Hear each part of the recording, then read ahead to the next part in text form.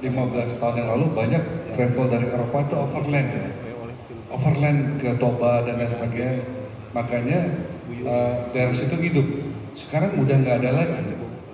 Itu lebih banyak alasan mereka tuh akses ya, di mana ada industri banyak dan lain sebagainya, truk-truk dan lain sebagainya.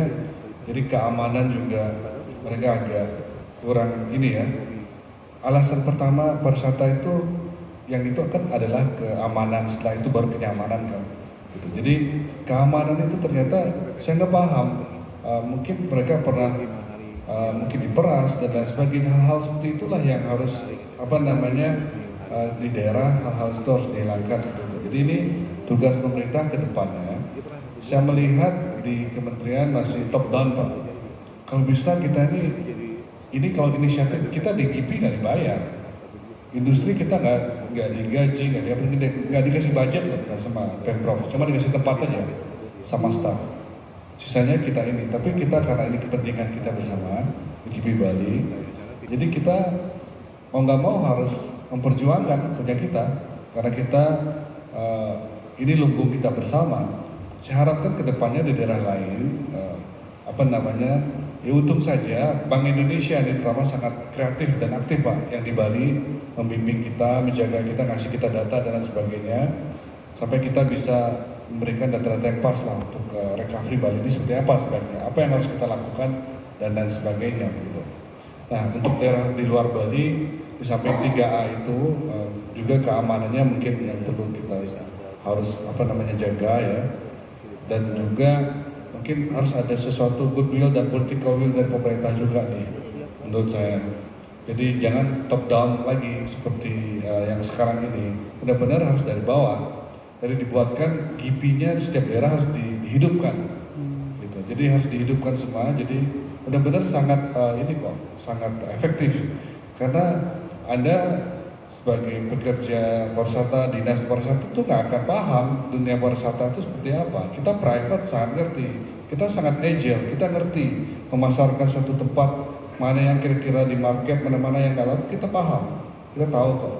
Anda bekerja di pemerintahan pasti ketinggalan.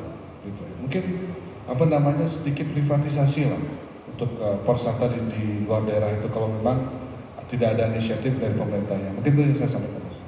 Terima kasih atas resep-resepnya Gus Agung. Mudah-mudahan kita semua bisa manfaatkan, bukan hanya kawan kita yang di Danau Toba. Kedua, saya mau undang Pak Profesor Hikmahanto. Tadi ada pertanyaan seputar trust Pak. Aspek keamanan juga tadi disinggung oleh Gus Agung bahwa itu penting.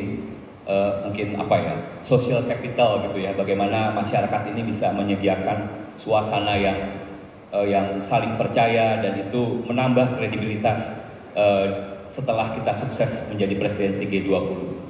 Silakan, mohon komentarnya dan remarks-nya Pak Profesor. Baik, terima kasih. Jadi soal keamanan ini menjadi hal yang penting sekali, tidak hanya dalam konteks dunia bagaimana kita ingin melakukan pertumbuhan ekonomi, tetapi juga dalam konteks nasional, bahkan di regional, di wilayah-wilayah, di daerah-daerah. Saya rasa ini merupakan prasyarat. Saya masih ingat kalau kita bicara soal ASEAN misalnya, ASEAN itu pertama yang mereka tuju yang untuk di dalam deklarasi ASEAN itu sebenarnya masalah ekonomi, tapi mereka harus deal dulu dengan masalah-masalah keamanan. Pada waktu itu perang dingin, isu-isu komunisme masih kencang sehingga harus diselesaikan. Nah, demikian juga sekarang ya, saya setuju bahwa keamanan menjadi hal yang sangat penting yang harus ditangani oleh pemerintah. Cuman sekali lagi kita perlu juga tahu apa yang menjadi alasan dari sebagian dari masyarakat kita masih ingin melakukan tindakan-tindakan yang mengganggu keamanan.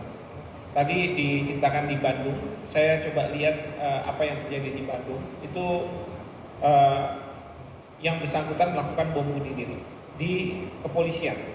Nah, pertanyaan kita adalah apakah ini tindakan teror atau tindakan ketidaksukaan mereka terhadap institusi kepolisian sampai kemudian berani mengorbankan nyawa mereka ya, atau yang lain. Nah, ini yang kita harus tahu. Saya tidak akan berspekulasi, tetapi yang pasti pemerintah harus mengambil tindakan yang tegas mengenai masalah ini sehingga keamanan itu betul-betul terjaga. Ya, dan kita tahulah kalau perang di Ukraina ini terus berlangsung, kita akan menghadapi krisis yang berikutnya. Hal yang ingin saya sampaikan juga dalam kesempatan ini Bapak sekalian, terus terang antar negara bahkan antar daerah kita kadang-kala bersaing untuk mencari investor, bersaing untuk menjadikan wilayah kita dilirik, ya, dan lain sebagainya. Indonesia dengan Vietnam kita punya permasalahan, ya, karena saya masih ingat ketika Samsung masuk ke Vietnam, lalu buat handsetnya di sana, padahal marketnya, pangsa pasarnya di Indonesia, kan nggak ada korelasi. Di sana terbuka lapangan pekerjaan, sementara pangsa pasar di Indonesia tapi tidak terbuka lapangan pekerjaan. Sehingga apa? Ada TKDM, bahkan sekarang IMEI harus diperiksa dan sebagainya. Itu yang memaksa para pelaku usaha mau memproduksi di Indonesia, bukan karena fasilitas yang kita berikan dan lain-lain, tapi karena melihat pangsa pasar. Bahkan investor itu saya lihat kalau misalnya tadi nikel dan lain sebagainya, mereka mau datang ke Indonesia karena memang cadangan ada di Indonesia. Coba mereka ubek-ubek di Thailand mungkin juga nggak ketemu. Nah, tapi kita juga harus waspada, ya. Kita jangan sampai kemudian diadu domba seperti sekarang Uni Eropa. Uni Eropa giliran kita mau mengekspor CPO, wah dimacam-macam, ya kan? Tapi ketika kita bilang enggak, kita mau stop nih nikel, dimacam-macamin juga. Ya, saya dalam berbagai komentar saya bilang udah fight aja. Bahkan sampai satu titik saya bilang udah, kadang-kadang saya ini orang hukum ya, tapi ya udahlah nggak usah dengerin WTO. Karena apa?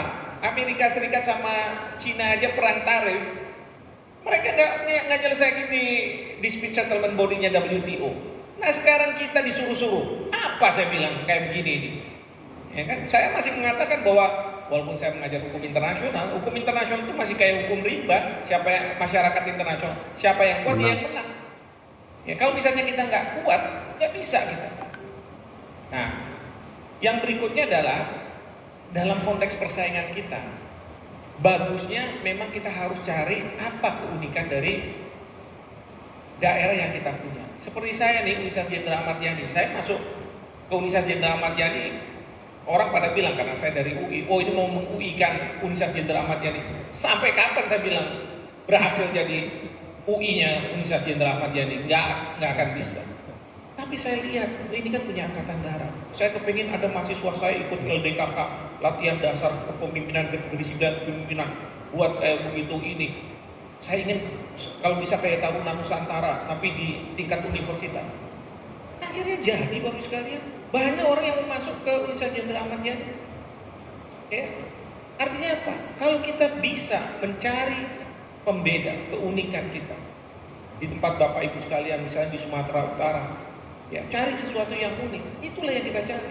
Tapi kalau semua mau mereplikasi Bali ini kan nggak dalam waktu sekejap saja, ini udah sejak lama dilakukan proses sampai menjadi tempat nice yang kepala negara, kepala pemerintahan bisa comfortable datang ke sini. Dan infrastrukturnya juga harus siap dan lain sebagainya.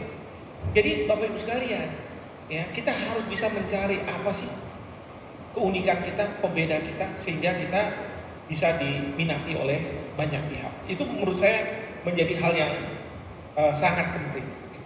Dan kalau kita bisa belajar dari tempat lain, ya kita harus sesama negara kita harus buka. Ya, tapi kalau misalnya kita bersaing, ya ASEAN ini sekarang udah katanya udah masuk masyarakat ekonomi ASEAN, tapi masih juga kita bersaing antara negara-negara ASEAN. Ya kan kita harus akui juga seperti itu. Ya, nah tapi isunya adalah kita bisa jadi besar nggak kalau kita bersatu? Paling tidak kalau saya sih komitmen saya adalah Indonesia, kita harus besar. Ya kalau kita sama Indonesia kita harus share.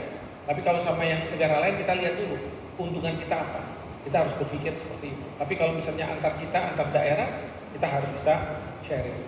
Nah jadi itu. Jadi bagaimana kita bisa memanfaatkan momentum G20. Sebenarnya momentum G20 ini untuk membuat Indonesia kita ini lebih maju. Dan saya selalu mengatakan Indonesia ini sesuatu yang abstrak, semua akan bergantung pada Bapak Ibu sekalian, pada manusia-manusia Indonesia untuk bisa menggerakkan Indonesia. Saya rasa itu. Terima kasih. Terima kasih Profesor Hikmanto.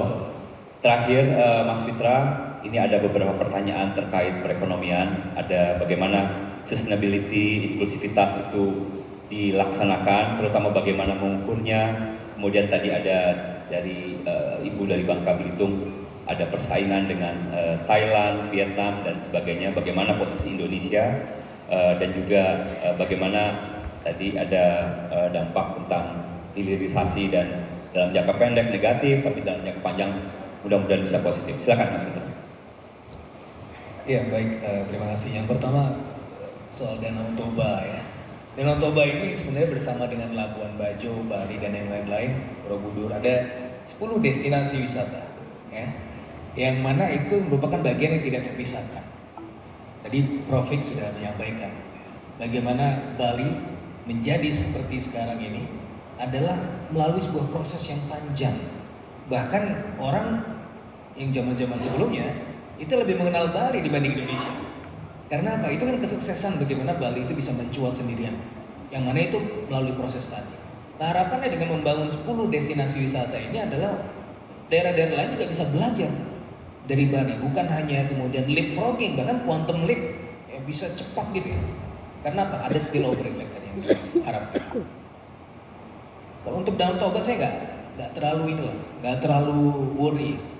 Ya, kan ada Palu sih, tambah jadi tenang aja. Dan itu saya sering dengar kok di beberapa rapat-rapat yang juga ada Palunya itu yang disebut Danau Toba terus. Ya aman lah itu. Ya, tapi yang jelas kalau setelah itu dibangun 10 destinasi wisata itu, kita kan juga, saya dan tim juga mengelola big data. Kita melihat bahwa perkembangan dari sisi mobilitas dan dari sisi penyebutan di sosial media itu meningkat secara drastis. Ya oleh karenanya ya, the opportunities there, tinggal bagaimana memanfaatkan dengan baik. Gitu kan, ini tinggal tunggu waktu aja. Kemudian tadi bicara mengenai pertumbuhan ekonomi yang inklusif. Ya ini merupakan tanggung jawab kita bersama. Bagaimana menumbuhkan ekonomi tumbuh, tapi bukan hanya untuk segolongan elit. Nah ini juga harus menjadi PR bersama. Makanya bottom up proses itu merupakan satu hal yang sangat kita harapkan. Bagaimana menghasilkan relation equality, bukan hanya sekedar market equality, tapi relation equality. Yang paling bawah mendapatkan porsi yang paling banyak, bukan yang paling atas. Karena yang paling atas sudah memiliki privilege.